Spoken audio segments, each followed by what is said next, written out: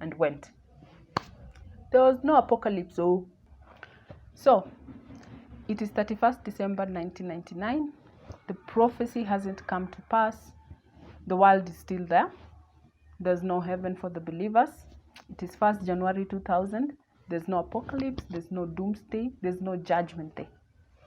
So you can imagine what the cult members were feeling at this point in time. Of course, they were feeling betrayed, at least some of them, not all of them.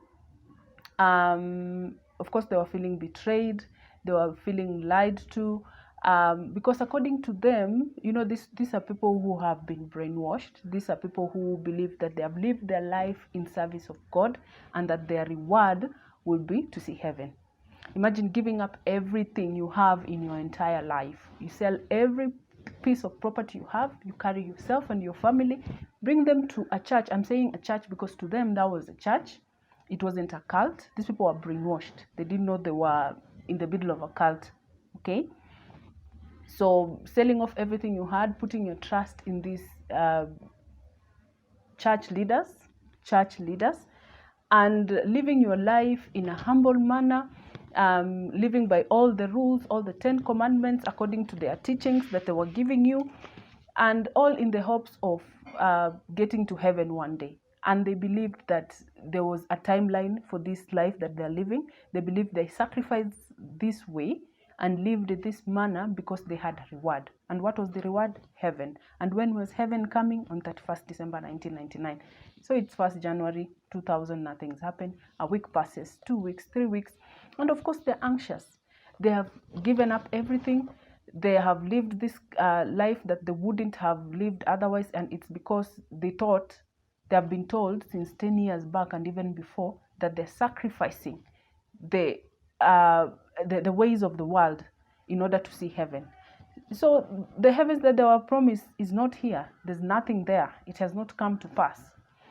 Fast forward to March 17th, 2000. The village wakes up to a fire, a very, very big, fierce fire.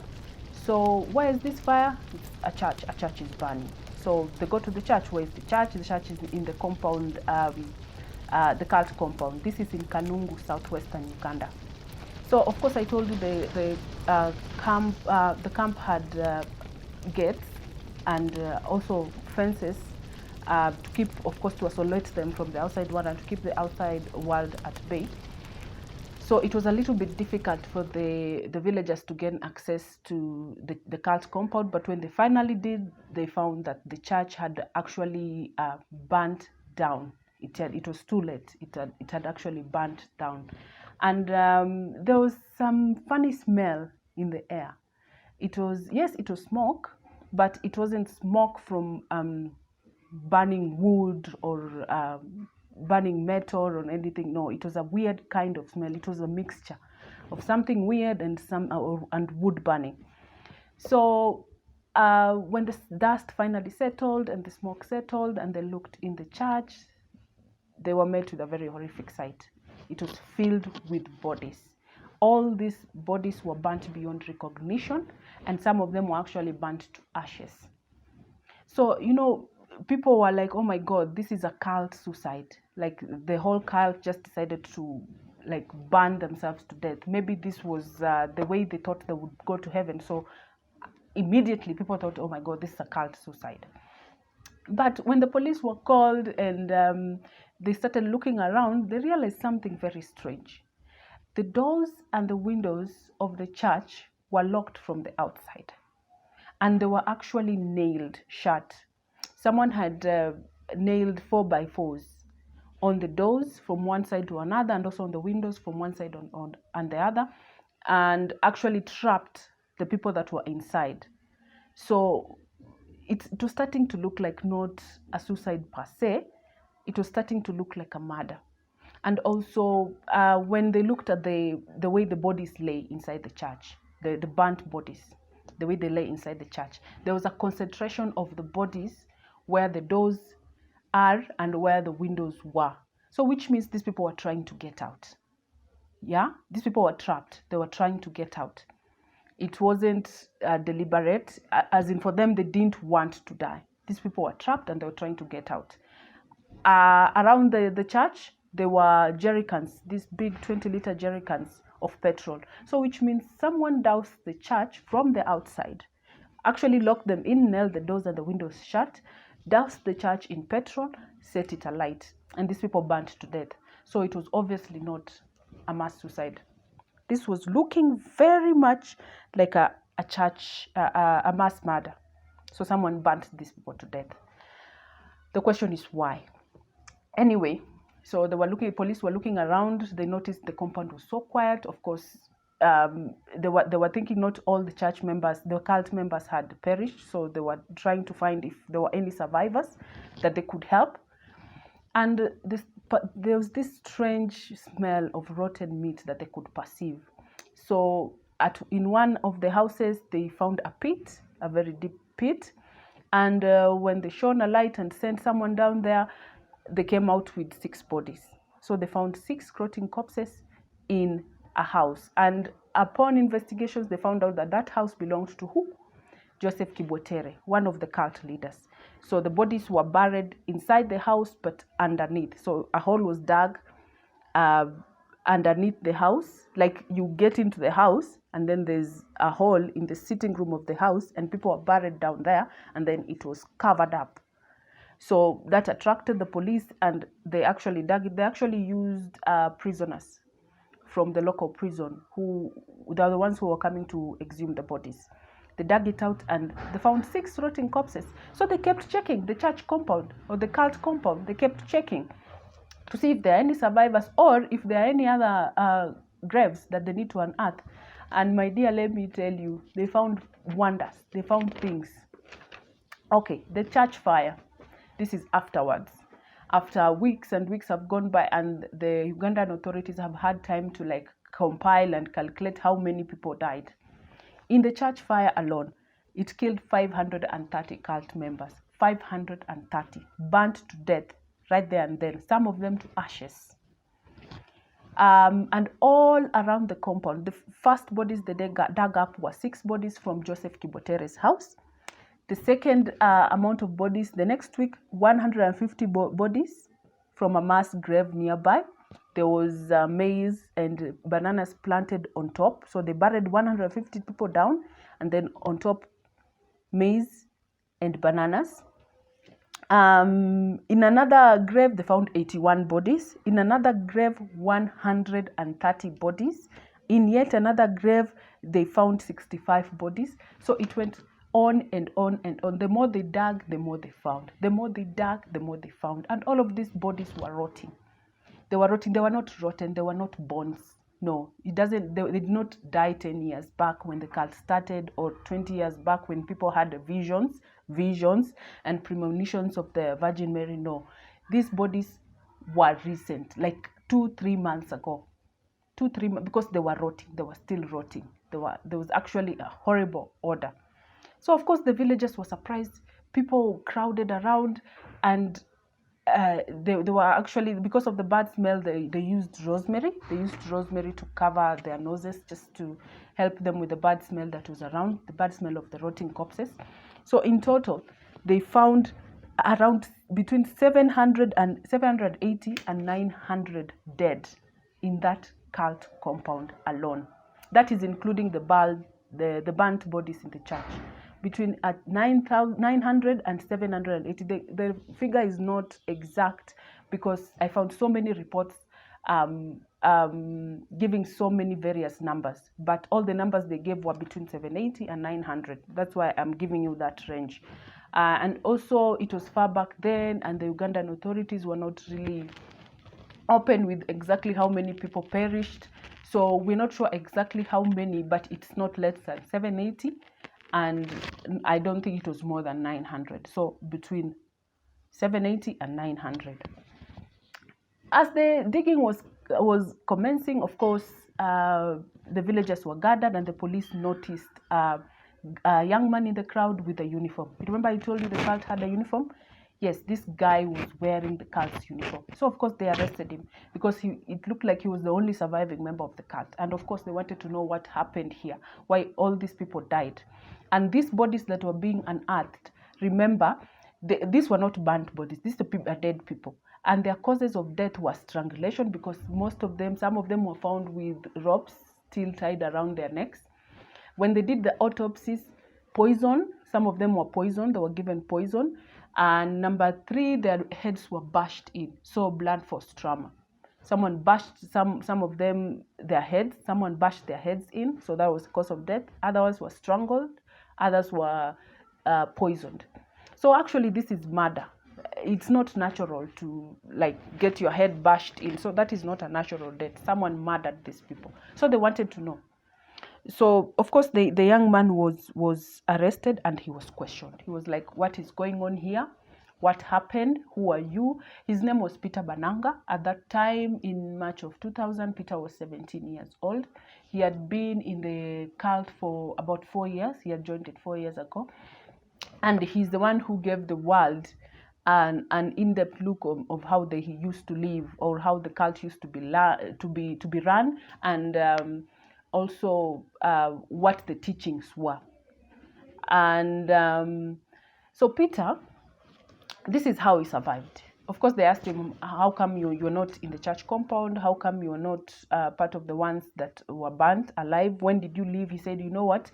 I left the cult compound yesterday. So that was 16th March. And they asked him why. He said, okay, I was hungry because we had been fasting for a very long time. And it was actually a dry fast. Even children were required to do the dry fast. It was very strict and very brutal. So I got really hungry and I thought actually I would die. And I needed food and I couldn't get food in the cult compound. So I had to sneak out and go home to my dad and have something to eat. So he sneaked out on 16th, went home to have dinner.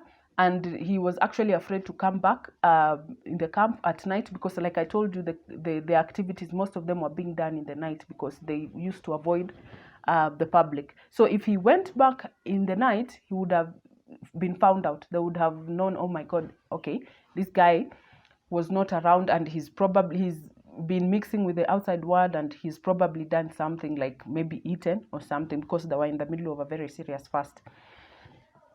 But he said before he left, of course, he knew the next day, he was intending to come the next day in the morning. That was 31st December. Sorry, not 31st December. That was 17th March 2000. He was intending to come back and sneak back in. And he knew that there was an announcement by the cult leaders that 17th March was now the new Armageddon, the new Apocalypse Day, the new Judgment Day. And all the visions that they had would actually come to pass on that day. They had given several other dates from the failed apocalypse that was going to happen on 31st December. They had said, okay, you know, we had miscalculated, but it's going to happen in January. January came and went, nothing happened. February, a first week came and went, nothing happened. So they had given several other dates, but they had not come to pass. So they were like, okay, March 17th, this is the date we have received from the Divine Holy Mother. This is the date that the judgment day is happening, the judgment upon the earth, upon human beings. So he said when he left, he didn't see Joseph Kibwetere and Credonia Mwerinde in the cult compound. Normally, they're always with the people, they're always ministering, they're always with them. But the whole day on 16th, he didn't lay eyes on them. And when he left, by the time he was sneaking out in the night, early in the night, he had not seen them. So questions were raised. Were these church leaders, cult leaders, that is Mwerinde and Kibwetere, did they really perish in this fire with these people? What happened? And why were these other people, the graves that were unearthed, why were they strangled? Why were they poisoned? Why were they beaten over the head with heavy objects? Why were these people murdered? So I have a theory about that. I think this is not confirmed because the people to confirm are dead. No one can confirm that. And I think the people were killed in between January and March 17th when the church burnt down. Because I'm thinking, you've lived all your life being told that Judgment Day is 31st December 1999. There will be no January 2000. So that's the day you're going to heaven. You've sold everything you ever owned. You've given all your money to this guy. You've moved in with your family there. They control you. They control your life. They control you, what you eat, how you think, whether you speak or not. They control your finances. You are completely at their mercy. You've given your life, your entire life to these people. And then the day comes and passes and nothing happens. So of course people felt betrayed. I think some of them actually started demanding for their money back for all the work that they had given the church. Not the church, this is not really a church, are the cult leaders. So people are like, no, give me what I gave you. I need to go back out there and start my life, because you say the world will end like a month ago or a week ago on 31st December, but nothing has happened and we are still here. So I think people started doubting, and then when the doubt started coming in, these people were considered traitors, and then the church leadership or the cult leadership decided to exterminate them, decided to kill them so that the doubt would not spread, they would not influence the other ones who are still like in the grip of the brainwashing. So I think that's what happened. That's why some of them were strangled, poisoned, and also bashed in the head. I think that would be a logical explanation, because these bodies were not rotten, they were not bones. They were rotting, they were in the process of rotting. Some were even dead like a week ago. So I think when they started raising questions and asking for their money back, they were done for. As for Joseph Kibwetere, whether he died, and Credonia, whether they died with the cult members in the fire, I would think maybe if he didn't see them, maybe they escaped, because there were reports that they were in Western Kenya. Ugandan police, they at first had issued a warrant of arrest for all 5 cult members, these ones, all of them. There's Angeline, there is Credonia Mwerinde, there is Joseph Kibwetere, there's Father Dominic, and the other Joseph who is not in this picture, but they had issued warrants of arrest for these guys. So there were rumors they were in Western Kenya. Ugandan police investigated, nothing. After a couple of years, they were in Namibia, nothing. So at some point they were in Tanzania, they investigated, nothing. So I'm thinking maybe he died in the fire. And also before, you remember his wife that left him in 1992. She told the press that, and the police also, that she received a letter from him the day before the fire, and it was like a goodbye letter, telling her that to continue the church and to continue the cult. Actually, it's not a cult, that he's going to die and she should carry on his work in the cult, and basically saying bye, farewell, like I've lived my life and I'm going. So I think these people actually believed in Credonia, and actually the letter mentioned Credonia a lot, because he was like, Credonia said she's had a vision, and I believe I've also had a vision in the same line as what Credonia has had. The contents of the vision were similar. So I think they did die in the fire, because there's been no trace of them. There was some rumors that they were on the run in certain countries, but nothing has come out of that. So I think they actually did die. And also the money that they were collecting from the cult members, I don't think it was also for their own use. If it was for their own use, they would have like saved themselves, their lives, collected that wealth, and went and started a new life somewhere else. I think, running a cult of so many people needs a lot of finances, because you need to feed these people. Ladies need sanitary towels. People need sabuni ya kuoga, like bathing soap to wash your clothes. You need ingredients to cook your food, even though they rarely ate, but they still ate. So to run a cult of such magnitude, you needed a lot of finances. So I think the money that the cult members were surrendering to them was to do that purpose, for that purpose. Of course, to make their own uniforms that they used to wear. Yeah, so investigations continued. You know what we found out again? Hey, Kibwetere was actually crazy. I think also this explains why he was having these visions, okay? He was having these weird visions that he was having. So apparently he had been seeing a psychiatrist in Kampala, and the psychiatrist had diagnosed him with manic depressive disorder, and he had also suffered from bipolar disorder.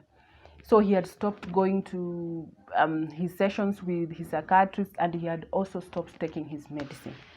So I think these are all factors that point towards weaknesses that Joseph Kibwetere had. Maybe weaknesses that, weaknesses that Credonia Mwerinde was able to see and exploit.